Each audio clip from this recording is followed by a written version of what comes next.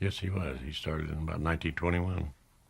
Oh, I would say my earliest memories are around 1930, 31, when, that I can remember around the ranch. Oh, I thought it was very much a fun life. They were in the transition from using mules for farming over to Model T pickups, two-cylinder trucks that were running, and that was an interesting part. And we had different camps around the farm at that time. They probably employed steadily 200-300 people or families, and in the peak season they had around 2,000 people employed. At harvest season, and in our camps we were kind of in different communities at the camp. And, no, it was a fun and interesting life there. Well, I think I started school in Vineland School. That would have been about 1932, and I could tell that there were newcomers into the school, and the clothes were very poor. And probably in 33 and so forth, there were caravans that would go back and forth in front of the house. And those people were looking for jobs, and there weren't really a lot of jobs. But I was just aware of it, and that was about it. Yeah. Well, as I recall, there was a financial strain on DiGiorgio. I think that I remember my dad and talking with Mr. Joe DiGiorgio. They had just made a loan from some feed mill or grain company out of Los Angeles or out of San Francisco. That kind of saved the ranch at the time, and it was a struggle for them. They sure did. They were raising all kinds of fruits and grapes, of course, was their main item. In that type of farming, I think that DiGiorgio probably was the biggest. Well, it changed completely coming from a ranch like that or a farm to moving into the Kern County Jail. And we moved into an apartment that was on the second floor, basically above the entrance to the county jail. And adjacent to my bedroom was the booking room, so I got to hear a lot of things going on in there. But it was pleasant there. It was a nice apartment. No, it wasn't like living in the country. I probably would have liked if he had liked it better had he stayed on the ranch rather than become the sheriff. Well, the pertaining to strikes, I heard rumor of the strikers in large caravans going around to the farmers' farms, and to the point where they would run the farmer off of the farm. And at that point, the sheriff's department would send the sheriffs out and would get the people off of the land. And where they were carrying guns or knives or concealed weapons, at that point they would arrest those people and bring them into jail. And there was just one time that was significant where they placed 80 people in jail. And there were pickets around the jail for about 3 days. And that impressed me because I played on the lawn outside of the jail and communicated with the strikers. The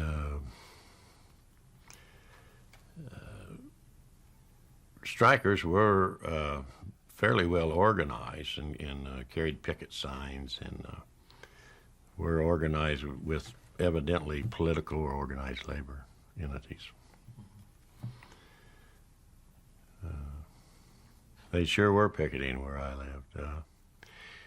I got to kick the slang names at that time. They called me Sunshiners, and I, of course, as a kid would call back Okie, which helped agitate it. But there was no problems there, and from the strikers, and it was soon resolved. I believe I was 11, 12 years old. I didn't have any personal fear or feeling or from the pressure. I could observe the poor people in their cars or caravans of cars, or I could observe where they were in camps and had poor housing and poor facilities to take care of themselves. And at that point in time, we're going back a lot of years, there was only 25 total officers and women that worked in the office. And we're living in a county now that has 1,000 people employed doing the same thing. So those sheriffs had their hands full to take care of these large groups of people that were caravanning around and that were destitute. Well, he was very dissatisfied with the service by the sheriff's department when he was operating, or the superintendent of the Georgeville Corporation. He would have to take care of the fights and so forth that were done out there and wait till the next day for the sheriff to show up or the coroner to show up in case there was a death. But then when he ran for sheriff and became the sheriff, he seemed to like that life and really endeavored to do the job right. He had a motto there. He says, I'm being paid to enforce the law, and if something's wrong with the law, have them change the law. And I thought he had a very good attitude. He was a Democrat and really liked Delano Roosevelt's actions at the time. And so there was a lot of sympathy for the poor people that were here, because he had had problems himself early in life, and he was very sympathetic with those problems. Of course, he had to be stern also to enforce the law, and it was done when fairly large groups of people, and so I'm sure a lot of people had their feelings hurt at the time, especially when they were trying to move them from Kern County to Tulare County to Fresno County. No, I couldn't answer that question. I just understood that it was better to try to spread the people out so that they could get better care and the facilities of each county or city could handle the people that was coming in, because we were just too small here to handle that many people. I believe that the health department, if they found they had no toilet facilities or they were afraid of fever breakouts in the camps, they were asked to move that camp, and once they got them moving and on the road, they would encourage them to go to the next county or the next town.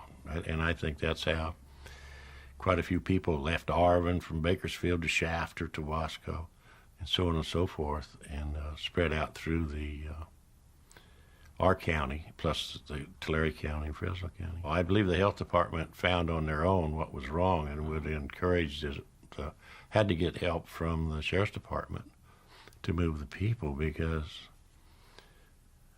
they were living right along these canal banks and using the water, the canal water, which was unsanitary to begin with. And Red Grimm, came to Bakersfield in 1937, and he was an RN, a nurse, and he worked in the Kern General Hospital, which is on Flower Street. And I first asked him about his experience and during that time and how busy the hospital was. Was it overloaded where they couldn't get any service? And he says, oh, no. He says, there was nothing to it. And then the next week when I saw him, his memory started working, and he said that's true, that the halls were completely full of people, and it was difficult to take care of all of them at that time. But I did not experience that personally. Fortunately, didn't go to the hospital. There wasn't enough to go around, and that was unfortunate. And I thought, I watched my mother very busily working with a women's club and some other clubs, raising food packages or putting together food packages and getting help for the people, because there was not government aid like there is today. And so the local churches and the local clubs got in and helped as much as they could. I'm sure there's some people out there that received it, the people were trying to get a job for 15 cents an hour or 20 cents an hour. Pretty tough times. As I understand the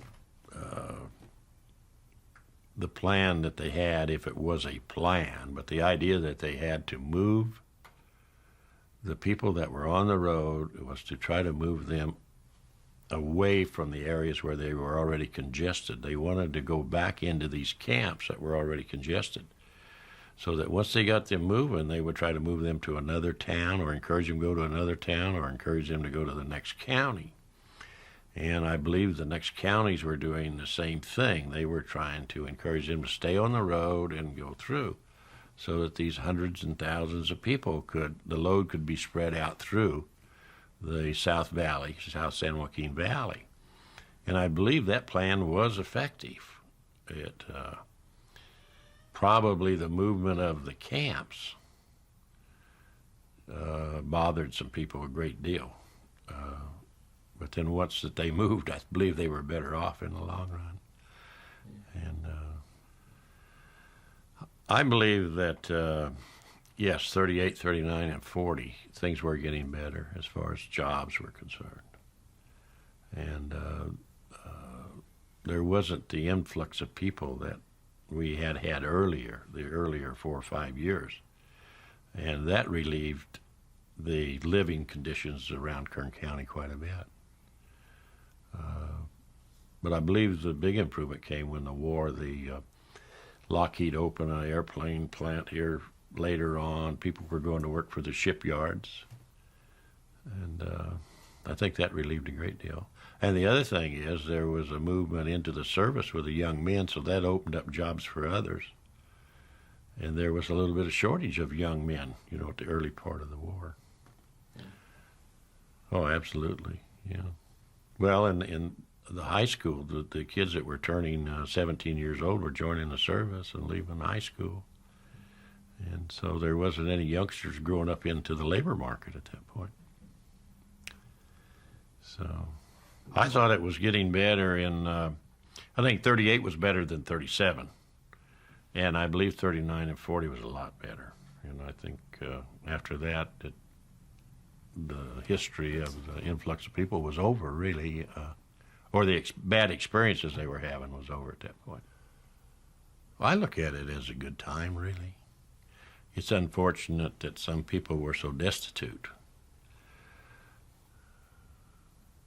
Family life, I think, was a lot more important, or people stuck by family life a lot more then than they do now because they needed each other. I think our values were a little better then than they are now because we did need each other. Maybe it's because we didn't have TV and we spent more time entertaining each other. I'm not sure, but I enjoyed that decade. I think the people that lived through that period of time are not expecting someone else to do something for them like people are since. They have grown up in an age where there are things available for them. All they have to do is apply themselves or tell a white lie, and they can receive this, this, and this. But in the 30s, I don't think that worked at all.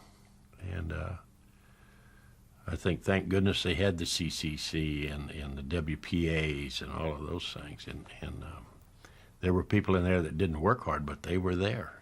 And they did something for what they were getting.